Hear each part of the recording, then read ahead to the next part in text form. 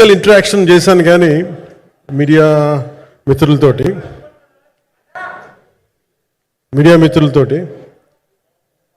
Cinema పరంగా నేను ఎప్పుడు ఆలోచించలేదు, ఇప్పుడు నాకు చేయలేదు.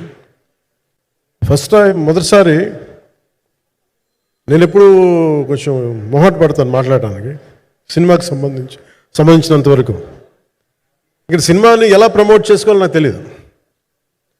పని చేయడం తెలుసు తప్ప దీన్ని అంటే మనం ఇంత చేసామని చెప్పడం ఎప్పుడు నాకు కొంచెం ఎబ్బెట్టుగాను ఇబ్బందిగా ఉంటుంది.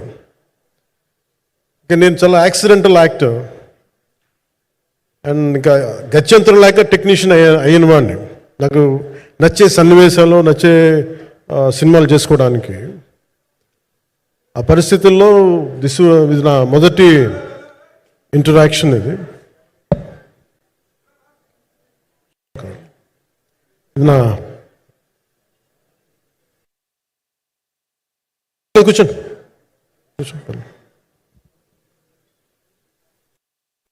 రథం గారు వస్తారా? ఇదంతా చేయడానికి, మీడియా మాట్లాడడానికి ఇదేదో నాకు పొగరు అహంకారం ఏం కాదు. సినిమా గురించి నాకు చెప్పుకోవడం ఎబ్బెట్టుగా ఉండదు. ఏం మాట్లాడాలో తెలియక చెప్తే ఎక్కువైపోద్దా, చెప్తే తక్కువ అయిపోద్దా అని. కానీ ఈ పర్టికులర్ ప్రెస్ మీట్ ఎందుకు పెట్టానంటే రత్నం గారి కోసం పెట్టాను. అంటే సినిమా బతకాలి అంటే ఈవినింగ్ ఆడియో ఫంక్షన్ పెట్టుకొని మళ్ళీ ప్రెస్ మీట్ దేనికంటే మళ్ళీ నాకు మీతో ఇంటరాక్ట్ అయ్యే అవసరం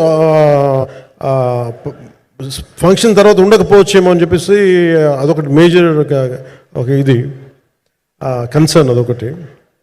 అంటే రత్నం గారు అంటే ఈవినింగ్ చెప్దాం అనుకున్నా, బట్ స్టిల్ ఇప్పుడే చెప్పేస్తున్నాను ఈ మాట.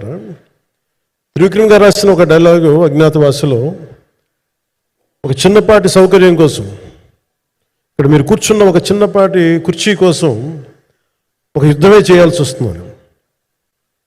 అలాంటిది ఒక సినిమాని చేయడం అంటే ఎన్నిసార్లు మినీ యుద్ధాలు చేయాలి. ఆర్థికంగా కావచ్చు, క్రియేటివ్గా కావచ్చు, వీటన్నిటికీ సంబంధించి. అలాంటిది నేను ఎప్పుడు కూడా సినిమాల్లోకి రాకముందు రత్నం గారు లాంటి వ్యక్తి నా ప్రొడ్యూసర్ అయితే బాగుండు అనుకున్నాను. భారతదేశానికి పాన్ ఇండియా సినిమాని, ముఖ్యంగా రీజనల్ సినిమాని జాతీయ స్థాయిలో తీసుకెళ్లిన వ్యక్తి ఆయన. తమిళ సినిమాని చాలా ఛాలెంజింగ్ తెలుగులో డబ్ చేసి దాన్ని స్ట్రైట్ సినిమాలతో సమానంగా ఆడేంత సత్తా చూపించిన వ్యక్తి. Film industry creative ability, creative potentiality పెంచిన వ్యక్తి. ఈ సినిమా చాలా ఒడిదుడుకులు ఎదుర్కొంది. 2 కరోనా పరిస్థితులు ఎదుర్కొంది. అన్నిటికీ మధ్యలో సినిమా మన క్రియేటివ్గా కొంత ఇబ్బంది ఎదుర్కొంది. అల్టిమేట్ ఆబ్జెక్టివ్ సినిమా బాగా రావాలని, నేను ఎప్పుడేం చేసినా సినిమా బాగా రావాలి అనుకుంటాను. ఈ సినిమా ప్రత్యేకించి ఆయన తపన చూసి నేను ముఖ్యంగా పాలిటిక్స్కి వెళ్ళిపోయిన తర్వాత డైరెక్షన్ అన్ని వీటికి దూరమై క్రియేటివ్ పార్టీకి దూరం అయిపోయిన తర్వాత, పాలిటిక్స్ నా ప్రైమరీ ఫోకస్ అయిపోయిన తర్వాత మళ్ళీ దృష్టి పెట్టి సినిమా కావాలి, మీరు చెయ్యాలని చెప్పి నా దగ్గరికి వచ్చి కోరుకున్నప్పుడు నేను ఎంత బెస్ట్ ఇవ్వగలను సినిమాకి అంత ఇచ్చాను. నేను అంటే నా బెస్ట్ ఇచ్చాను. అంటే నేను అన్నిటికంటే కూడా నేను ఇవ్వలేనిది టైం ఇవ్వలేను నేను. కానీ అలాంటి పరిస్థితుల్లో ఒక క్లైమాక్స్కి దాదాపు 57 రోజులు షూట్ చేయాల్సి వచ్చింది. మండు టెండ బాగా, ఇట్స్ కైండ్ ఆఫ్ మిడ్ మే అంటే చాలా పిచ్చి ఎండ అన్నమాట. అలాంటి ఎండల్లో చాలా కాలం తర్వాత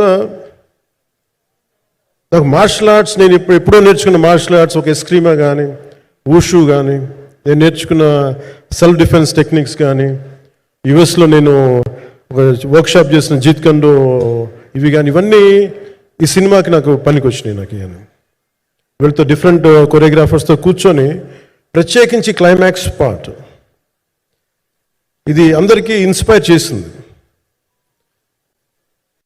మన స్థూలంగా చెప్పాలి అంటే, ఒక క్లుప్తంగా చెప్పాలి అంటే, ఈ సినిమాకి ఇదే ఆయువు పట్టింది.